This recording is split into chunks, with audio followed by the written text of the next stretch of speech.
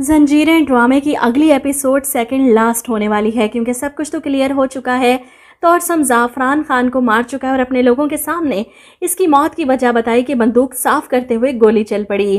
زعفران خان کو دفنانے کے بعد وہ اپنی ماں زرسانگا کی قبر پر کھڑا ہو کر گلہ کرتا ہے کہ تو نے دیکھا تیرے بھائی نے میرے ساتھ کیا کیا، میں اسے اپنا سب کچھ سمجھتا رہا اور وہ ہمیشہ مجھے اپنا دشمن سمجھتا رہا۔ وہیں سراب کی حقیقت سب کے سامنے آ چکی ہے۔ سربلند اسے قید کروا کر جرگہ بٹھا چکا ہے۔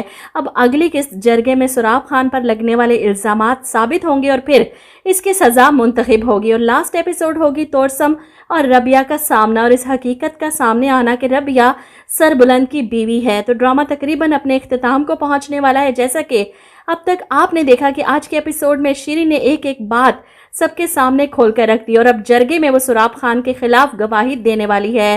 سراب خان اور زرغون دونوں ہی اس وقت سربلند کی قید میں ہے۔ یہ رات بہت بھاری ہے سب پر۔ ایک طرف بی بی جان کا رو رو کر برا حال کہ کس کس کا ماتم کریں، شیر دل کے ناحق قتل کا، بانو کے مرنے کا یا سراب کی ان سازشوں کا، وہ ساری رات رو رو کر گزار دیتی ہیں۔ وہیں دوسری طرف سراب کی بیوی تڑپ رہی ہے اپنے شوہر کو سزا دینے کے لیے، اسے سنسار کرنے کے لیے۔ وہ اتنے عرصے ایک ایسے شخص کے ساتھ رہتی رہی جس کے اندر اتنا زہر بھرا ہوا تھا اپنوں کے خلاف۔ ادھر شیریں اپنا سامان اکٹھا کر رہی ہے، حویلی سے جانے کا وقت آ چکا ہے۔ کل جرگے کے بعد اس کی سزا بھی سنائی جائے گی، اور سب سے بھاری رات تو سربلند پر ہے جسے اپنا بڑا بھائی سمجھتا رہا ساری زندگی۔ اب اس بھائی نے سرداری کے لالچ میں جڑیں کاٹی اپنے ہی خاندان کی۔ ربیہ اسے حوصلہ دے رہی ہے، تسلی دے رہی ہے کہ میں سمجھ سکتی ہوں کہ آپ کس تکلیف سے گزر رہے ہیں، ساری زندگی اتنی آزمائشوں سے گزرے ہیں لیکن آپ نے ہمت نہیں ہاری، ابھی بھی ہمت مت ہاریں، یہ آخری آزمائش ہے۔ سربلند روتے ہوئے ربیہ کے کندھے پہ سر رکھ لیتا ہے، اور اس وقت ربیہ بھی سردار سربلند کو اپنا سارا غبار نکالنے دیتی ہے۔ وہ رو لیں گے تبھی تو جرگے کے سامنے فیصلہ کر پائیں گے۔ اگلی صبح جرگہ بلایا جاتا ہے، علاقے کے سارے بڑے بزرگ اس جرگے میں شرکت کرتے ہیں، اور تب ہی سراب اور زرغون کو جرگے کے سامنے پیش کیا جاتا ہے۔ سراب سینہ تان کر آتا ہے جیسے اسے پورا یقین ہے کہ وہ جرگے کے سامنے ہر بات سے انکار کر دے گا، کیونکہ سربلند کے پاس اس کے خلاف کوئی ثبوت نہیں۔ وہ کیسے ثابت کرے گا ان سارے الزامات کو؟ شیر دل کو توڑسم نے مارا تھا، زعفران خان نے یہ بات قبول کی تھی جرگے کے سامنے، اور رہ گئی بانو تو اس نے تو خودکشی کی ہے۔ سراب کو اندازہ ہی نہیں کہ اس کے خلاف شیریں اپنا منہ کھول چکی ہے۔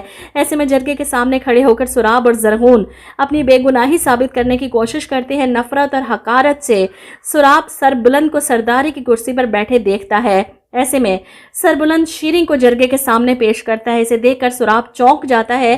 زرغون بھی حیرت اور بے یقینی سے شیریں کو دیکھتا ہے کہ یہ سب کیسے ہو سکتا ہے۔ شیریں جرگے کے سامنے آ کر سراب پر لگے سارے الزامات کی گواہی دیتی ہے، اور یہ بھی کہ جو شخص اپنے پالنے والی ماں کا نہ بن سکا، اپنے بھائیوں کا نہ ہو سکا، اپنی سگی بہن کا نہ ہوا، وہ میرا خاک ہوگا۔ مجھے شادی کے جھوٹے دلاسے دے کر میرے ساتھ بدکاری کرنے والا سراب خان، اس پر لگے ہوئے سارے الزامات درست ہیں، اور زرغون اور میں دونوں نے مل کر سراب خان کا ساتھ دیا۔ سردار شیر دل کو زہر دینے اور مروانے میں، بانو بی بی کو مروانے میں سراب خان کا ہاتھ ہے۔ سراب کو یقین نہیں آتا کہ شیریں اس کے خلاف گواہی دے سکتی ہے۔ وہ تو جرگے کے سامنے ہی شیریں کو مارنے کے لیے آگے بڑھتا ہے۔ کمذات نیچ ملازمہ، اس کی بات پر یقین کیا جائے گا؟ اب فوری طور پر سراب کو پکڑ لیا جاتا ہے۔ سردار سربلند جرگے کے بزرگوں سے سوال کرتے ہیں کہ ایک سردار کو مارنے، اپنی بہن کے قتل میں ملوث ہونے اور ایک ملازمہ کے ساتھ اس سب کرنے کے بعد آپ لوگ سراب خان کو کون سی سزا سنائیں گے؟ ظاہر سی بات ہے سزائے موت ہی ہے سراب خان کے لیے، اور یہی اس کا انجام ہوگا۔